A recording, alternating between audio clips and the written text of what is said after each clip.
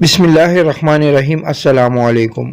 سلطان نور الدین زنگی عشاء کی نماز پڑھ کر سوئے کہ اچانک اٹھ بیٹھے اور نم آنکھوں سے فرمایا، میرے ہوتے ہوئے میرے آقا میرے نبی صلی اللہ علیہ وآلہ وسلم کو کون ستا رہا ہے؟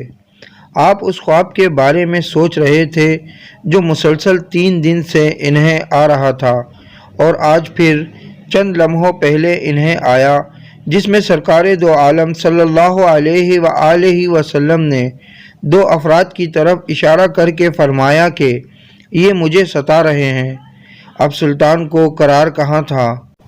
انہوں نے کسی بڑی جنگ کے پیش نظر بڑے جنگی ہتھیاروں اور ہر طرح کے ہتھیاروں سے پوری طرح لیس جنگی فوجی لشکر اور خزانہ ساتھ لیا اور پوری جنگی تیاری کے ساتھ دمشق سے مدینہ جانے کا ارادہ فرمایا۔ اس وقت دمشق سے مدینے کا راستہ 20-25 دن کا تھا، مگر آپ نے بغیر آرام کیے یہ راستہ 17 دن میں طے کیا۔ مدینہ پہنچ کر آپ نے مدینہ آنے اور جانے کے تمام راستے بند کروائے اور تمام خاص و عام کو اپنے ساتھ کھانے پر بلایا۔ اب لوگ آ رہے تھے اور جا رہے تھے، آپ ہر چہرے دیکھتے مگر آپ کو وہ چہرہ نظر نہ آئے۔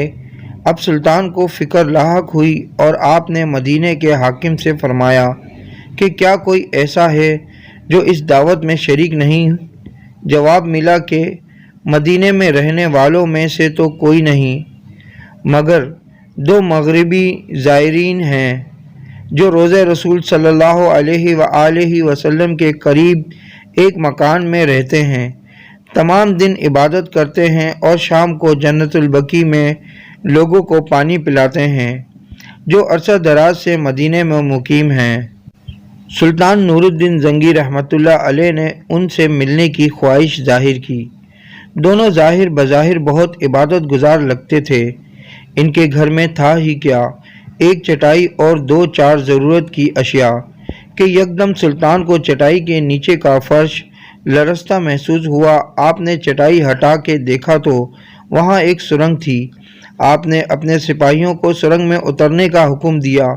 وہ سرنگ میں داخل ہوئے اور واپس آ کر بتایا کہ یہ سرنگ نبی پاک صلی اللہ علیہ وآلہ وسلم کی قبر مبارک کی طرف جاتی ہے۔ یہ سن کر سلطان رحمۃ اللہ علیہ کے چہرے پر غیظ و غضب کی کیفیت طاری ہو گئی۔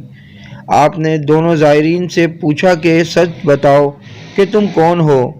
حیل و حجت کے بعد انہوں نے بتایا کہ وہ نصرانی ہیں اور اپنے قوم کی طرف سے تمہارے پیغمبر کے جسم اقدس کو چوری کرنے پر مامور کیے گئے ہیں۔